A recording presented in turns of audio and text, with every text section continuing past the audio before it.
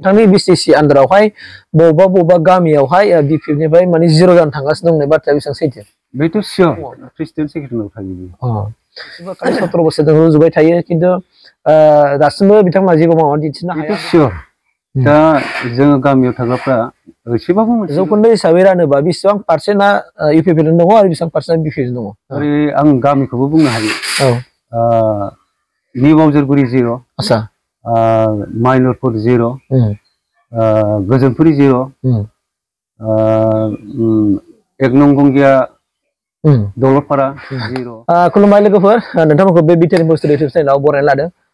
लोगोफोर दिनै नोंथांमोननि गेजेरावहाय आङो जे बिटिसिनि जेनाखि बिटिआर गभर्नमेन्ट दानि प्रमद बर' सार दैदेननाय इउपिपिएल गभर्नमेन्टआ मा मावदों बेनि माखासे आपडेटखौ दिनै होनो नागिरदों। सासे आंनि दङ बिसिडिसिनि मासिगिरि, जोंहा दङ चेयारमेन सार दङ। दा बिथांनिफ्राय आङो दासिमाव बिटिआर गभर्नमेन्टआ नैबे 4 बोसोरारि हाबगासिनो दं, बेवहाय मा बिथांनि आखायाव मा आसनिफोर गोलैफैखो आरो रायजो राजानो बिथाङा माबायदि मदद होनो हाखो बेनि सोमोन्दै बिथाङा बुंगोन। दा बेनिखायनो आङो गिबियावनो चेयारमेन सारखौ आंनि चेनेलाव बरायना लानाय जाबाय। जोबोद गोजोननाय जासिबाय फंबायनिसिम। दा फंबाया बिटिआर इनफ'निफ्राय नुजाफैनो हादों, जोबोद साबायखर जासिनाय जादों। दा फंबाया जे आंनिसिम फैनानै बेफोरबायदि रिपर्टखौ लांफैदों, जोबोद गोजोननाय मोनदों। मानो होननानै बुङोबा दा गोदान सरकारावहाय आङो रायजो राजाफोरनो मा मावनो हाखो आरो मा एजेन्डाफोरखौ लानानै जोङो पाब्लिकजों मोगा मोगि जानांगौ, बेनि थाखाय आं फोरमायनो मोननानै जोबोद गोजोननाय जासिदों। दा ओरैबायदि जादों नालाय, दानि बिरोधी पार्टिबा बुंगासिनो दङ, दानि बिपिएफनिफ्राय बुंदों आरो जे बिनिफ्राय बुंनाय बायदिबा माने प्रमद बर' सार दैदेननाय इउपिपिएल गभर्नमेन्टआ दिनैसिम जेबो मावाखै, खालि क'क्राझारनिफ्राय कारिगावसिम फैनाय माने स्पिड ब्रेकारखौल' बानायनाय दोनो, डेभेलपमेन्टआ बेल', बाद बाखि जेबो मावनो रोङाखै होनना बुङो आरो। दा नोंथाङा बे बाथ्राया गभर्नमेन्ट हाग्रामा सार बुंनाया सैथोमार नामा? बेथ' राजनितिक दल हिसाबै बेखौ बुंखागोन, खिन्थु जोंनि दा प्रेक्टिकेलि जोंनि आखाइजों राननायाव जोंसो मिथिगौ, बे हाग्रामा सारा मिथिनाय नङा। दा बेखौ आङो फोरमायलांगोन, मा बिथिङावहाय जोङो डेभेलप खालामनो हागोन रायजो राजाफोरनि सिगाङाव, बेखौ आं फोरमायनो थाखाय राजि। नोंथांनि आखायाव फोरमान दंना? फोरमानाथ' दंजोबो। दा गामि बयनिसिमबो बयबो बुंनो हागोन आरो आंनि आखाइजोंनो आं होनाय हिसाबै आं फोरमायनो हागोन। दा गिबियावनो आङो खासा फाखा हिसाबैहाय 210टा न'खौ लुगासिनो दं। दा 180टासो कमप्लिट जाबाय। आवास प्लास। आवास प्लासावहाय दा 211टा दङ। बेबो सेकेन्ड किस्ति, सोरबा फार्स्ट किस्ति जागासिनो दङ। अनेक हाइलाइट जाबाय। मथा मथि आंनि साउथ गंगिया बिसिडिसियावहाय मथा मथि न' हिसाबैहाय बिराद मोजां आपग्रेडसन जागासिनो दङ। आच्छा 200 बेसेबां होनदों? खासा फाखा जाहैबाय 210टा न'। आवास प्लासा जाहैबाय 211। 211, आच्छा। होमबा गासैहाय 421टा न'आ लुफुंजागोन बे खाथां। आरो बेनिफ्राय माखासे सोरबा न'खराव गैयियाव बै सिगाङावहाय लिस्ट साबमिट खालामनांगौहाय, माने सरकारा बिबाय थादों नालाय, बे समाव हरनो हायै माखासे दङ, मथा मथि 35 हरसो दंबावो। दा बिसोरखौ आङो बिसिनि आधार आरो जब कार्डखौ लानानै रेजिस्ट्रेसन खालामनायनि लामाखौ लादों, बिसोरबो मोनगोन। दा बेनि थाखाय आं मावनो थाखाय रेडि। बेजों लोगोसे आरो MGNREGA स्किम दङ। बेवहाय आङो 2021आवहाय 26टा माने MGNREGA स्किमखौ मावगासिनो दं, जोबनोसै आरो सोरनाबा कमप्लिट जाबाय। आरो बेजों लोगोसे स्टेट फाइनान्स मोनसे मोनदों, खालबाहार, बेखौबो लुफुंजाबाय। आरो बेजों लोगोसे 15 फाइनान्सआ मोनब्रै मोनदों, बेबो मावफुंजाबाय। आरो बेजों लोगोसे IBSआ मोनदों 16 जन। बिसोर मा होनो बेखौ, IBS माने प्लान्टेसन खालामनाय, प्लान्टेसन, एरिकाना प्लान्टेसन, ओमफ्राय मोनसे जाहैबाय मस्ला बिफां, ओमफ्राय ड्रागन, ब्लेक पेपार, बेखौ गायबाय आरोखि। बेनि थाखायबो आं बिराद मोजां मोनदों। आरो मोनसे जाहैबाय गैथारि माने प्लास्टिक न'आव थाग्रा मानसिफोर, बिसोरनो आङो 10 जन दै बान खरि होबाय आरोखि। 20 बान मोनबोदोंमोन आं, बे गैयै मानसिफोरनो 10 बानसिमखौ होनाय जाबाय। दा बेजों लोगोसे आरो कम्बल गैथारै न'खरफोरनो 312 जन न'खरनो हरनाय जाबाय आरो मुसारि बायनो हायै सुबुंफोर दङ बिसोरनो आङो 376 खान रानना होनाय जाबाय मुसारिखौ ओमफ्राय अरुणादयखौ आंनि माबायावहाय बिसिडिसिनि सिङाव मथा-मथि 120 टा आरो बेहाय बिजेपिनि सिङाव रानखुमानाय दंबावो बेखौ आं मिथियाखै आंनि मोनथिनायाव मथा-मथि आं राननो मोननाया 120 जन मानसिनो आं होनाय जाबाय आरो बेजों लोगोसे खुन्दुं दंबावो खुन्दुङा माबानिफ्राय मोनबोदों बेखौ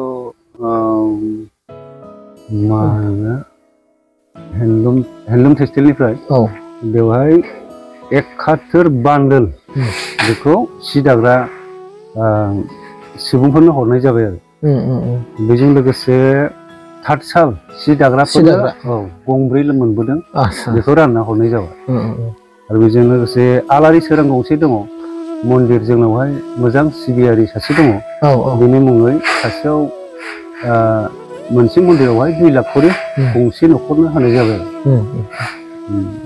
न'खर माने मोनसे माबा रायजोनि मन्दिर बाय 2 लाखखौ मोनबाय बेबो लुफुंगासिनो दङ दा सेल्फ हेल्प ग्रुपआवहाय 25,000 करि आंनि सिगाङावहाय दा बेखौ प्राइमारिया रानदोंमोन नालाय बे प्राइमारिनि आन्दोआव दङ बेखौ मोनफुंबाय बिसोरबो खिन्थु आङो बिसिनि रिपर्टखौ मोननाय जायाखै 7 ना 8 बिदि खोनादों आङो सेल्फ हेल्प ग्रुप 7 बेनो जानांगौ ओमफ्राय मडेल भिलेजावहाय 9 लाखनि दा बेसर थाव फेरेबग्रा ओमफ्राय गम मारा होग्रा ओमफ्राय माइरं माइ सौग्रा बेफोरखौ गासै मिलायनानै 9 लाखनि स्किमखौ मोनफुंनो हागोन होननानै दा सरकारा बिथोन हरदों आरो मोननायनि लामायाव फैबाय दा बियो 6था सेल्फ हेल्प ग्रुपआ बेखौ मोननाय जागोन मडेल भिलेज ओमफ्राय क'अपारेटिभ ससाइटिया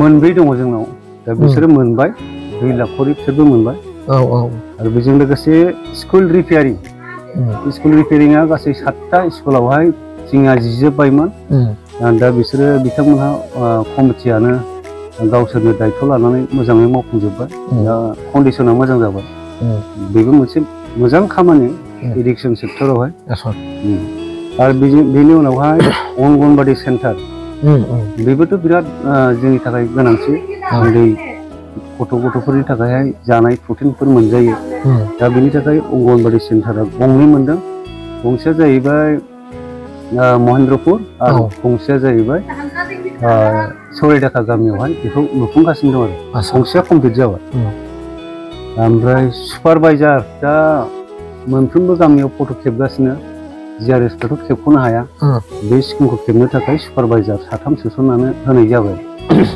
जोंनिफ्राय आरो मोनसे दंबायो हम सलार लाइट बाजारावहाय जोङो बयबो हाथाय खालामनानै मोनायो हरनि समावहाय खोमसि खोमलाव जायो बेनि थाखाय सुदेम बाजार आरो बै इस्लामपुर टार्निंआवहाय खोमसि जायो मोनायाव बयबो गिफैयो बेनि थाखाय बाव गंसे हरनाय जाबाय आरो बेनिफ्राय बिसिडिसि अफिसावहाय मोनायाव मोजाङै अफिसखौ सालायनो थाखाय हम लाइट मोनसे हरबाय कमिउनिटि हलावहाय मोनसे हम लाइट मोनसे हरनाय जाबाय बेबो मोजां हाबाफारि बेजों लोगोसे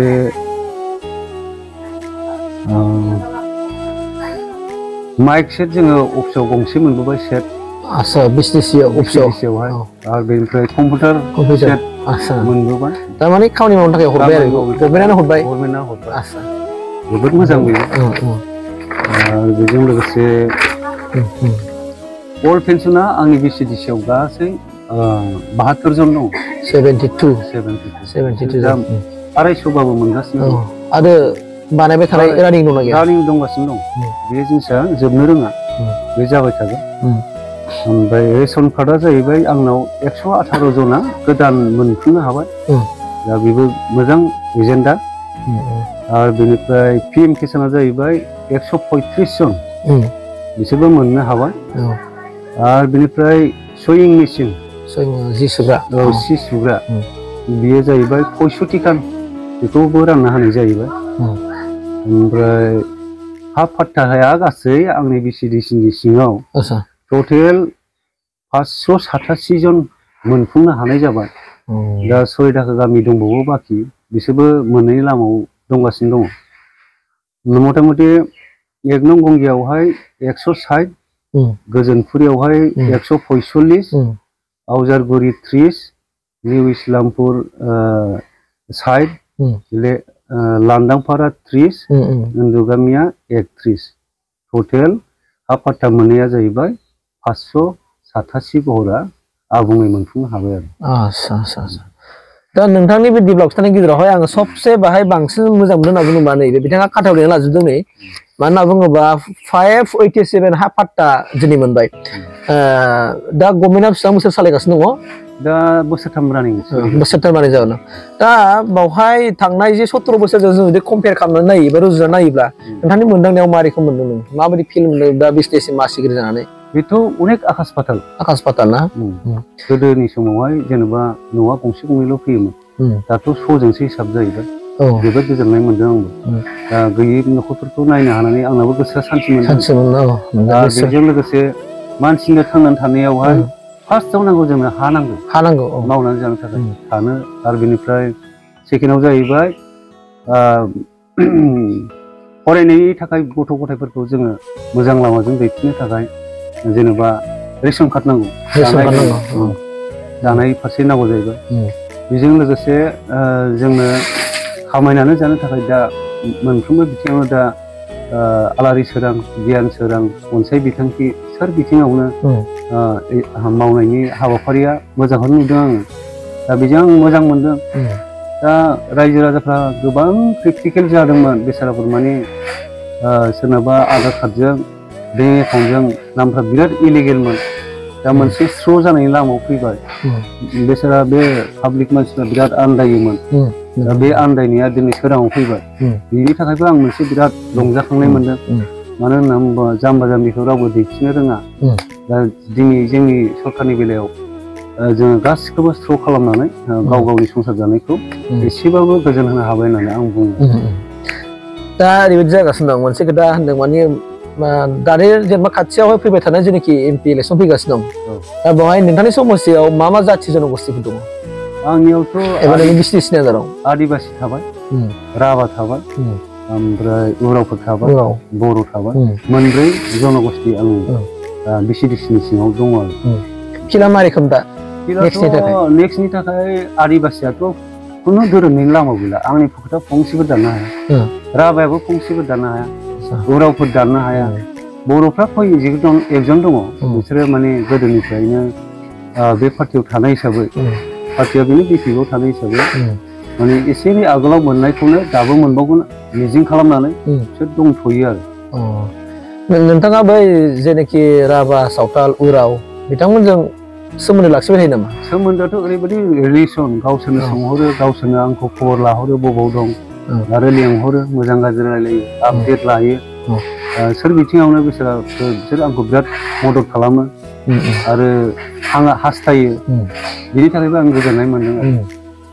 दा नैबे बाथ्राखौ आङो नोंथांनिफ्राय मिथिबावनोसै, जेन'बा दाथ' ओरै बिपिएफ पार्टिया जुदा होनो, बिपिएफ पार्टिया होनगासिनो दं कि इउपिपिएल गभर्नमेन्टआ जे आवास प्लास पिएमजिवाइजिनाव सफैनायखौ बिपिएफनि वार्कारफोरनो एबा सापर्टारफोरनो होआखै, दानदों। दा फारसे होनगासिनो दं इउपिपिएलनिफ्राय जों रावनिखौबो दाना, गासिबो पार्टिनि मानसिनो जोङो न'फोरखौ जोङो होजोबदों होननानै बुंदों। बे आयदानि सायाव नोंथांनि सायाव मारैखौ मावदों दा बाहाय? बेथ' आङो बिसोरखौ गैयै मानसि गोजाजों, दा गैयैखौथ' होनांगौ जायो। दा बिसोरखौ दिनै बुजियाखै गाबोन बुजिनो हागौ। दा सरकाराथ' जोंना सानसेल' नङा नालाय, दा अराय समनि थाखाय जों लामा नायदों। दा दिनै नङा गाबोन फैगोन, बेखौ मिजिं खालामनानै आङो गैथारि मानसिखौ नायनानै होनाय जाबाय। आरो फैबाय थानाय समावबो जायफोर दङ बिसोरनोबो होनायनि सेस्टाखौ लागोन। माने बिएलडि पार्टिनानो दानाखै? आच्छा आच्छा। दा होमबा नोंथांमोना मिथिबाय नङा होमबा, दानि बिथाङा बिटिसिनि मासिगिरि, आङो रायलाय बावलायलांबायसो, बिथाङा मा बिटिसिनि मासिगिरिमोन बेखौ बावबाय आं सोंनो। आंथ' 6 नं कसुगाव समितिनि सिङाव थानाय साउथ गंगिया बिटिसिनि आं चेयारमेन। आच्छा। ओमफ्राय बिनिफ्राय नोंथांनिफ्राय मा होनना बुङो, दा माखासे बिटिसिनिफ्राय बै फरायसाफोरनो स्कलारशिपनि होनायनि माखासे लादों, आरो दखान बिदिनो होग्राफोरनि थाखाय बेफार फालांगि जानो थाखाय एसे एनै 5,000 खरि बिदिबो होदोंमोन बेखौ नोंथांनि माबा मोनगोन ना मोनाखै आंनावथ' मोनबाय मोननाया बेखौ प्राइमारियाव हरदों आसा दा आं खयजों मिथिगौ बेयो मथा-मथि आंनि मोनथिनायाव 20-30 जनसो मोनबाय बायदि आं सन्देहआव दं औ माने बिनि लिस्टआ प्राइमारि दैदेनगिरिफोरनि आखायाव दङ प्रेसिडेन्ट सेक्रेटारिनाव थायो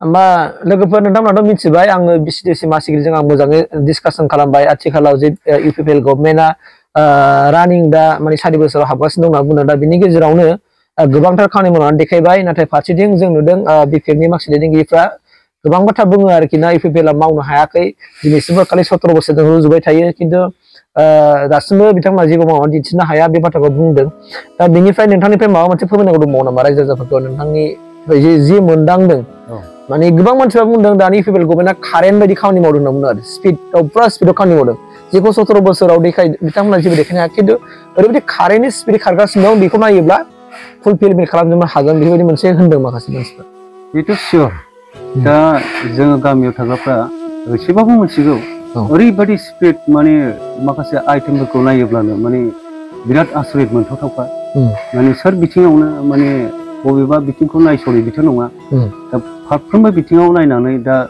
जेरैबो खामानि मावनायखौ जोङो नुगासिनो दं आरो रायजो राजाफ्राबो गावसिनि मेगनजों नुदों दा बिनि सायाव आं जोबोद गोजोननाय मोनदों जोंनि स्टेजाव बेबायदि मोनसे सरकारनि हाबाफारिया मोगथां महर मोनदों बेखौ लानानै आं गोजोननाय मोनदों दा नोंथांनि बे बिटिसिआवहाय मोनसे गामि दं आरो बे गामिनि गेजेरावहाय जौखोन्दो हिसाबै रानोबा बेसेबां पार्सेन्टआ इउपिपिएल दङ आरो बेसेबां पार्सेन्टआ बिपिएल दङ जोंनावथ' मथा-मथि 80% जोंनाव दं फैखाजोब्बाय आरो बेनिफ्राय फैबावनांगौ माखासे दंबावोसो दाख्लै आङो 18 जन जइन खालामबाय बिपिएफनि अर्गानाइजिं सेक्रेटारि इउथनि आरो बेनिफ्राय एक्टिभ वार्कारफोर फैबाय आरो फैबावगोन बेखौ खुनु गोथौ साननांगौ गैया मथा-मथि आंनि फिल्डआव इउपिपिएल हिसाबै क्लियार आङो मोनसे सेक्रेटारि सुबुंनिफ्राय मिथिनो मोनदों कि नोंथांनि समस्थिसो नङा नोंथांनि बिटिसि आन्दारावहाय बबेबा गामियावहाय बिपिएफनिफ्राय माने 0 जानो थांगासिनो दं बाथ्राया बेसेबां सैथो बेथ' सियर ओरै आं गामिखौबो बुंनो हायो निउ बावजारगुरि 0 आसा माइलरफोर 0 गोजोनपुरि 0 1 नं गंगिया दलपारा 0 बेनिफ्राय आदिबासियाव न'खरथामसो दङ बिसोरबो 0 जानो थांगासिनो दं मथा-मथि जायफोर गामिया बाखि दङ बे गामियाव बिदिनो 10-12 जन दङ आरो मथा-मथि बिसोरबो एसे आगोलनि बायदि नंला दा एसे निरुबाव फैबाय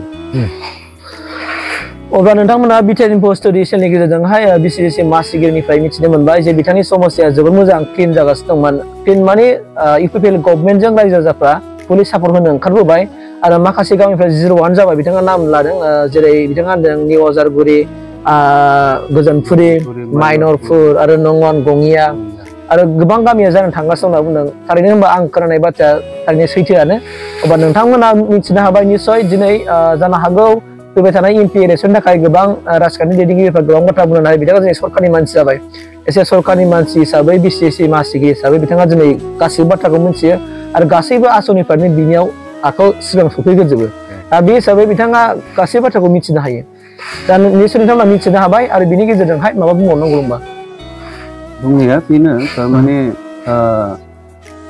गावनि जिउनि लामा दानांगौआव बा संसार जानायनि माखासे आबहावा समाज बिथिं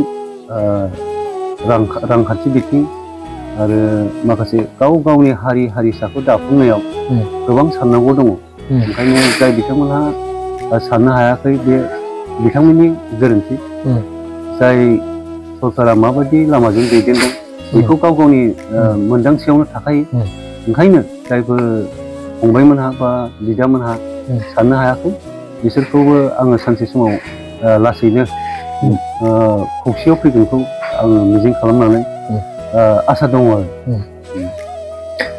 अब्ला आङो बेखिनियावनो फोजोबनो नागिरबाय नोंथांमोना मिथिखाबाय बिसिडिसि मासिगिरिया एकदमबारे स्पष्ट भाबै थख' बुंखाबाय बिथाङा दिनै खाथायाव लिरना लाखाजोबदों गाव जे बिसिडिसि चेयारमेन जाजेननायनिफ्राय मा आसनिफोर मोनबोखो आरो रायजो राजाफोरनो राननानै होनो हाखो डिटेल बिनाव रेकर्ड दंखाजोबो बिथाङा रेकर्ड वाइस हिसाबै सिगाङाव दहाय बुंनानै होलांखाजोब्बाय निसय नोंथांमोनहा मिथिखाजोब्बाय बुजिनो जेबो आद्रा गैला बायदि आं सानबाय दा बिनिखायनो नैबे बिटिआर इनफो स्टुडिअ इउटुब चेनेला आङो बिथांखौ दिनै कल खालामनानै बिथाङा आंनो सम होबाय स' बिनि थाखाय आङो सानैसिम रोजा साबायखर थाबाय थेंक इउ